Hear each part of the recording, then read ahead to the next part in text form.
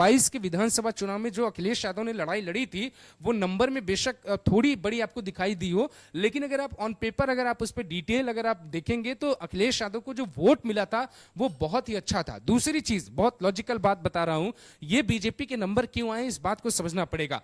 मायावती का जो वोट लोक विधानसभा चुनाव में था, वो मायावती का वोट जो है स्विंग करके कुछ समाजवादी पार्टी के पास गया था और कुछ बीजेपी के पास आया था, जिसके कारण समाजवादी पार्टी की सीटें लगभग दोगुनी हो गई और नंबर में चूंकि वोटिंग प्रतिशत नहीं बढ़ा समाजवादी पार्टी का बहुत ज्यादा, इस वजह से वो बहुत बड़ा नंबर क्रिएट नहीं कर पाए। विधानसभा चुनाव और लोकसभा चुनाव बिल्कुल अलग होता है। अब यहां आप ये समझिए कि जो बीएसपी का वोटर मायावती का न साथ देकर सपा के साथ विधानसभा में गया, वही बीएसपी का वोटर लोकसभा में नरेंद्र मोदी के साथ जा सकता है, बल्कि जाता भी रहा है। और यही कारण है कि उत्तर प्रदेश में कांग्रेस के साथ गठबंधन करके अखिलेश यादव को बहुत फायदा होता दिखाई नहीं दे रहा है। मैं समझना चाहूंगा, क्या इसमें मुस्लिम वोटर्स हैं इन नंबर्स में?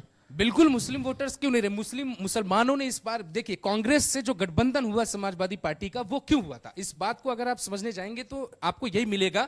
अखिलेश यादव ये बात जान गए थे कि मुसलमान उनको पूरी तरह से डिनाई कर चुके हैं। ये बात अखिलेश यादव को पता है कि मुसलमान पूरी तरह से उनको मना कर चुके हैं और मुसलमानों को ऐसा लगता है कि अखिलेश यादव उनके नेता नहीं है, बल्कि उनका इस्तेमाल करते हैं और उसके बाद उन्हें थ्रो कर देते हैं राजनीतिक इस्तेमाल के बाद। तो अखिलेश यादव इस बात को, राहुल गांधी में इतना पोटेंशियल अखिलेश यादव नहीं देख रहे थे, क्योंकि उसके पहले यूपी के 2 लड़कों वाली बात हुई थी और यूपी के 2 लड़के सुपर फ्लॉप हुए थे, उनमें कोई नतीजे नहीं निकले थे और बहुत बड़ा नुकसान हुआ था समाजवादी पार्टी के रेपुटेशन पर। तो अखिलेश यादव ये जानते थे कि समाजवादी पार्टी का जो मुस्लिम वोट है, जो जिसको बोलते हैं कि कोर वोटर है, उसे बचाने के लिए कांग्रेस का साथ चाहिए। और मुसलमान अगर इस डिबेट को सुन रहे हैं तो उनको ये बात पता है कि वो पहले प्री डिसाइडेड थे, एक मिनट, वो प्री डिसाइडेड थे कि यूपी के भीतर या बंगाल के भीतर या फिर कर्नाटक के भीतर, आप कर्नाटक में जो कांग्रेस चुनाव जीते उसके पीछे लॉजिक सिर्फ इतना था कि मुसलमानों ने डिसाइडिंग फैक्टर वहां पर अपनाया और वो कांग्रेस को जिताने के लिए बीजेपी कैंडिडेट के खिलाफ वोट किया।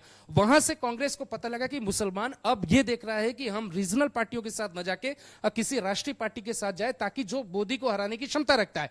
यही कारण था कि समाजवादी पार्टी ने अखिलेश यादव के साथ गठबंधन किया था। मैं ये बात बहुत पहले भी बोल रहा था कि राहुल गांधी में अखिलेश यादव इतना मैच्योर पॉलिटिशियंस वाली पोटेंशियल को नहीं देखते हैं कि उनके साथ गठबंधन करें और उनके साथ चुनाव में जाएं। लेकिन मुसलमानों का वोट देखिए मिलने के बावजूद बहुत ज्यादा कांग्रेस और समाजवादी पार्टी को फायदा होता दिखाई नहीं दे रहा है। यहां बड़ी बात यह है कि आप एक चीज ध्यान रखिएगा, और ये मैं जो बताने जा रहा हूं वो 2019 का आंकड़ा है, जहां पे मुसलमानों की आबादी 10% है, वहां बीजेपी को वोट 34% मिलता है।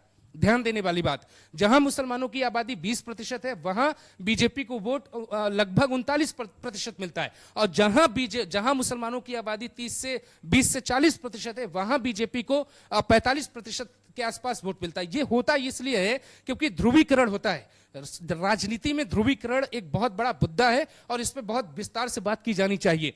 यह कारण है कि बीजेपी को बहुत फायदा हुआ। अब बूथ पे जैसे ही वोटर देखता है कि बुरके में वोट एक तरफ जा रहा है, दूसरी तरफ जो है वो माहौल बदल जाता है। तो ये एक राज्य का सर्वे, उत्तर प्रदेश, चूंकि हमारे दर्शक जो उत्तर प्रदेश के सबसे ज्यादा है, इसीलिए हमने सबसे पहले एग्जिट पोल उत्तर प्रदेश का दिखाया। और हालांकि कुछ दिन अगर आप देखिए, पहले चरण जो आखिरी चरण था उसके पहले तक हम लोग नंबर थोड़ा ज्यादा दे रहे थे, लेकिन अभी जो नंबर आपके सामने ये फाइनल है, थोड़ा बहुत इसमें ऊपर नीचे हो सकता है।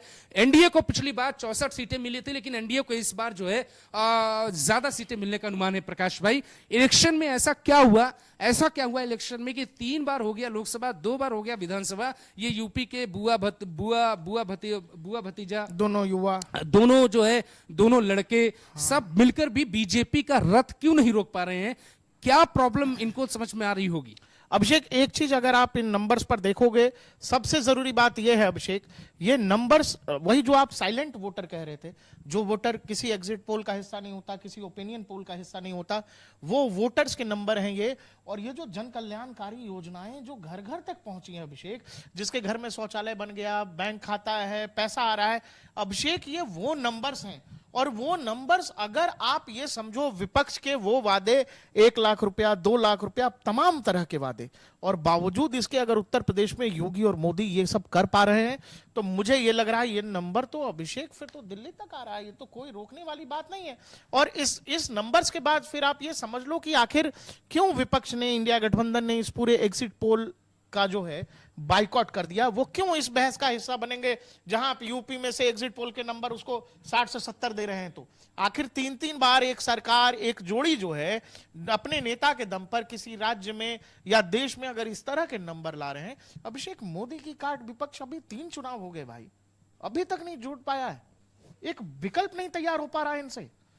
कितने मौके चाहिए भाई? 15 साल हो जाएंगे अगर ये चुनाव के बाद। देखिए यही प्रकाश रहे भाई, तो। मैं दूसरे चैनल का भी एग्जिट पोल देख रहा हूं। मैं इंडिया टीवी का एग्जिट पोल इस वक्त देख रहा हूं और दर्शकों को अपडेट कर देता हूं कि इंडिया टीवी के एग्जिट पोल में भी क्या चल रहा है। उनके एग्जिट पोल में आप देखिए 543 सीटों में से 90 सीट उन्होंने एनडीए को अभी तक दे दी है और केरल की 20 सीटों में से जो है बीजेपी को 1 से 3 सीटें मिल रही हैं। आप अनुमान लगाइए। तो ये अनुमान हम लोग कई दिन से लगा रहे हैं। हाँ, केरल को लेकर हम लोग बोल चुके कह रहे हैं कि केरल में इस बार रिकॉर्ड टूटेगा, खाता खुल रहा है 1 से 3, क्योंकि जो इनका सर्वे होता है वो अब अच्छा, हम लोगों ने उत्तर भारत से शुरू किया, उत्तर प्रदेश से, उधर साउथ से शुरू हुआ। साउथ से शुरू हो रहा है, क्योंकि भाई इस बार जो है ना, सबको लग रहा था कि साउथ में बीजेपी एकदम नील रहेगी, एकदम शून्य रहेगी। वो भ्रम, वो बुखार लोगों का उतरना था। और मैं तो हर वीडियो में कहता था, और ऐसे मेरे को बहुत फोन आते थे ये बात कहने के लिए कि आप इतना दावा करते हैं, बाद में लोग आपका मजाक बनाएंगे।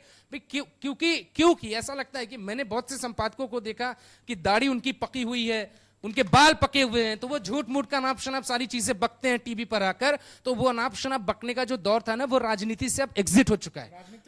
राजनीतिक फ्रॉड है, स्कैम की तरफ वो काम करता है।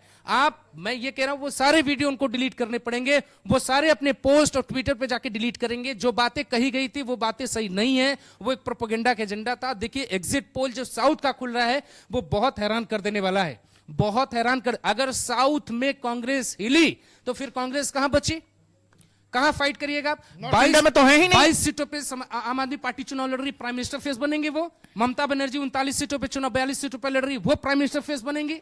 अब समाजवादी पार्टी 80 लोकसभा सीटों की राजनीति करती, वो प्राइम मिनिस्टर फेस बनेंगे। इनके पास एक प्राइम मिनिस्टर फेस नहीं था जो 543 सीटों के लिए रिप्रेजेंट कर पाए अपनी पार्टी को। और ये जो दावे हैं, वो दावे और हकीकत में देखिए बहुत फर्क होता है। एग्जिट पोल अनुमानित सही निकलने की गुंजाइश है, इसलिए सही निकलने की उम्मीद है इस बार, क्योंकि लगातार ये बात देख रहे हैं आप कि पिछले चुनावों में जब 3 राज्यों की जब एग्जिट पोल आए, विधानसभा के चुनावों के एग्जिट पोल पे मुझे थोड़ा संदेह हो सकता है।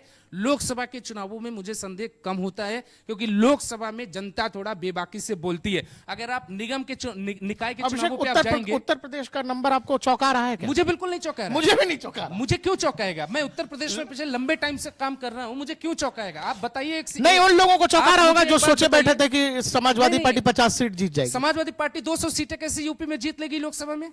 भाई आप एक बात बताओ, अखिलेश यादव बड़े या मुलायम सिंह यादव बड़े? मुलायम सिंह यादव। मुलायम सिंह यादव बड़े। नेताजी का इतना बड़ा कद था, नेताजी सुबह 7 बजे कॉल करते थे अस्पताल में कि हमारे लोगों का इलाज क्यों नहीं हुआ। अखिलेश यादव करते हैं क्या वो? जब नेताजी के रहते हुए अलायंस की राजनीति के दौर में उत्तर प्रदेश में बीजेपी एसपी को 50 सीटें नहीं मिली कभी, तो अखिलेश यादव किस दावे के साथ कह रहे थे? अखिलेश यादव का तो दावा था हम 400 सीटें लाके देंगे।